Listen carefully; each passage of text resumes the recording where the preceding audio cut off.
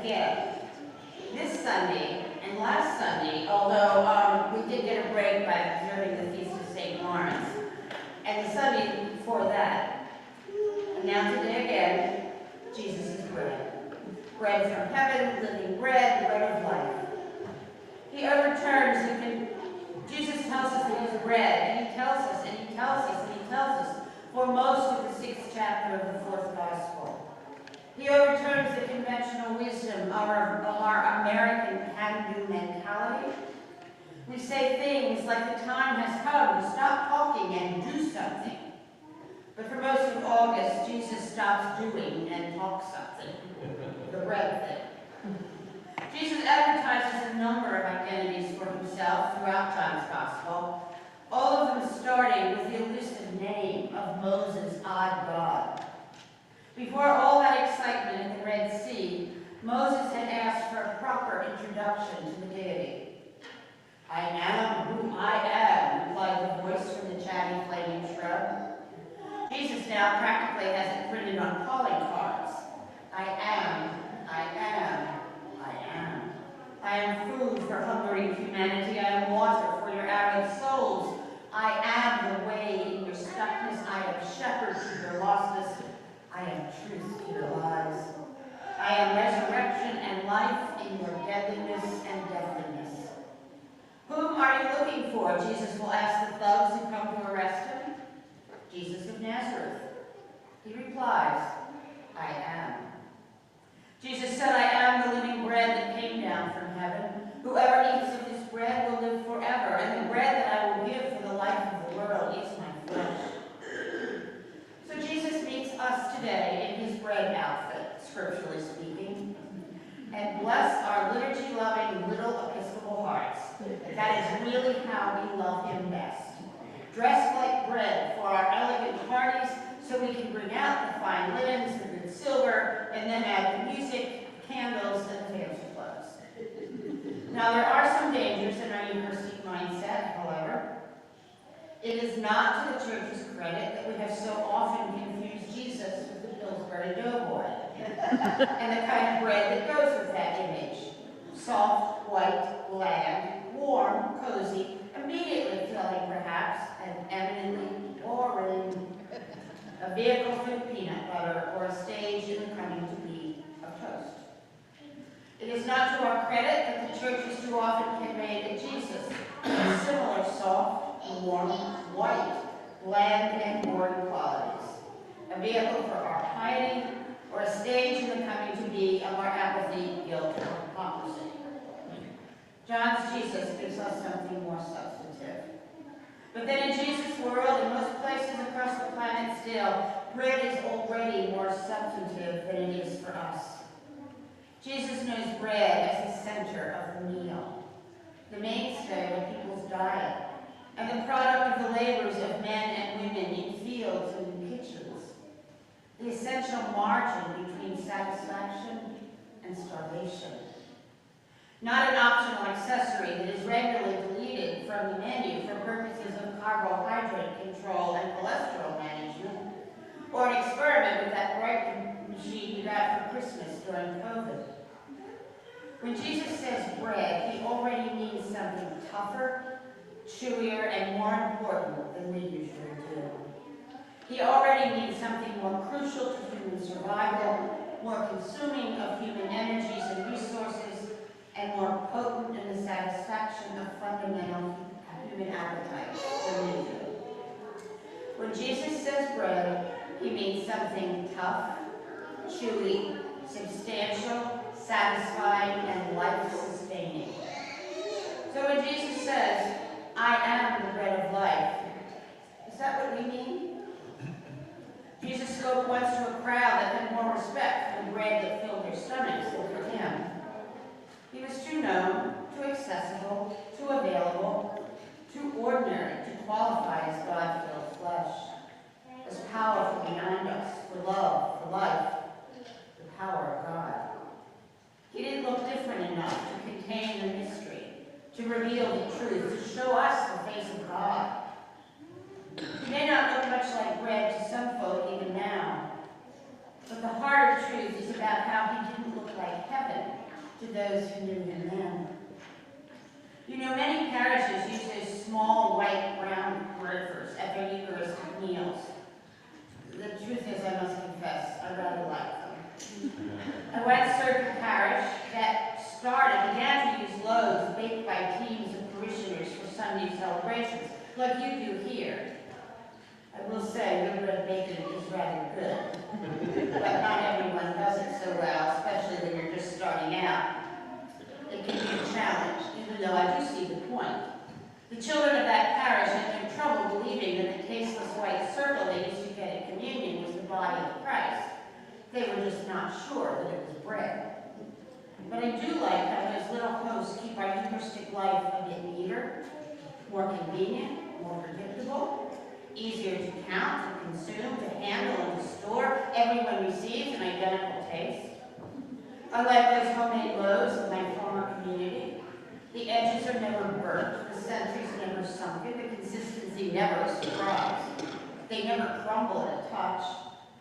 I am not a compulsive housekeeper, but I am enough of a Johannine Christian to be a bit nervous by the messy trail of crumbs that can come from using real bread in church. But maybe I need to be reminded of something important in that. The business of real bread is messy, awkward, chewy, unpredictable, and scarcely uniform. And we know that is how life can be. It often comes as a surprise to discover that God can be like that as well. I remember one memorable Eucharist at that same parish, when a count at the offertory was larger than available supplies were likely to feed. Without the tiny roll of extra wafers in the pretty silver box, that kind of glitch was more of a challenge. Faithful altar guild personnel dashed off to the church kitchen to move some extra loaves from the freezer to the microwave to the altar in record time. They got it to me as I began the familiar words, "The Lord be with you, lift up your hearts." And during the entire Eucharistic prayer, a cloud of steam rose from the That can be a little disconcerting for the celebrant with the accolades for mesmerized. Even better, as I headed to the altar rail and began to distribute the bread of life, I placed the broken fragment into the outstretched hands of a young and eager communicant and said, "The body of Christ." The 4-year-old's eyes grew wide, and he looked up at me and whispered, "He's still warm." Whoever eats of this bread will live forever, and the bread that I will give for the life of the world is my flesh. Microwaves notwithstanding, I wonder how Jesus stays warm when he leaves the table.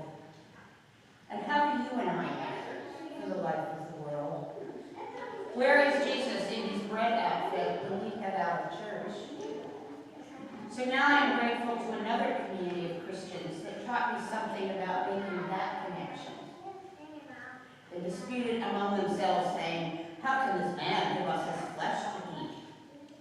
Very truly I tell you, unless you eat the flesh of the Son of Man and drink his blood, you have no life in you.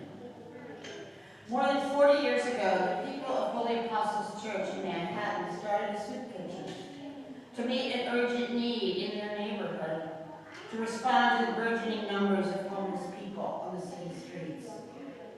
They fed 35 guests on the first day. Within weeks, they were up to 300. In 4 years, 800 hot meals every Monday through Friday. They served in a parish house attached to the church with room to seat 70 folk at a time. So the guests had only 10 minutes to eat and then leave to make room for another hungry soul in the crowded space. By 1990, they were feeding over 900 people every day of the work week. It is still the largest feeding program on the East Coast, staffed by volunteers who come from all over, funded by federal grants and private donations. And then one afternoon, the fire sirens went off at rush hour in New York City. Fire destroyed the roof and did devastating damage to the interior of Holy Apostles Church. The next day, in the street outside, the people of Holy Apostles fed over 900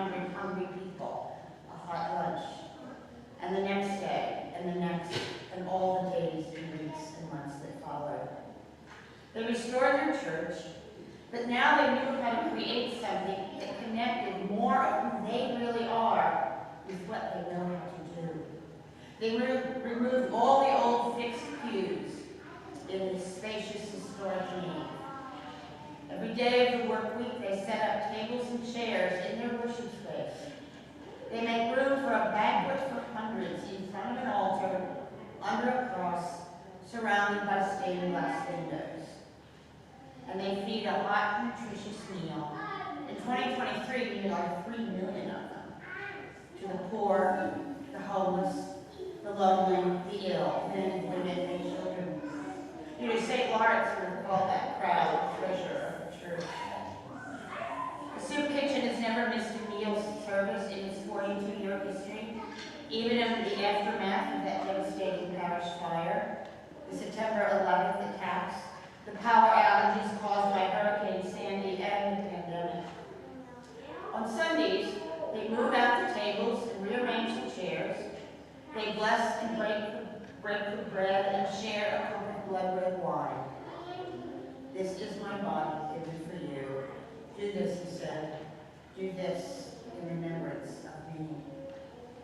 And I think that it would be hard to come to that altar and receive the morsel of bread and a sip of wine without remembering the thousands of human beings who have made that space sacred all week long. Those who come because they are hungry for a hot meal, those who are hungry for an interlude of care and dignity and friendly human contact, those who cook and serve and clean it all up. I think it would be harder to hear someone say the body of Christ, the bread of heaven, as it is placed in your hand, and not think about something tough and chewy and substantial and satisfying and life-sustaining. Maybe even us. You know, my friends, we are what we eat. The bread of heaven, body of Christ. It would be harder to let our churchy ways, our beautiful music, our elegant liturgies and eloquent prayers, our beautiful sacred holy places, separate us from the deep hungers with which the world presents us.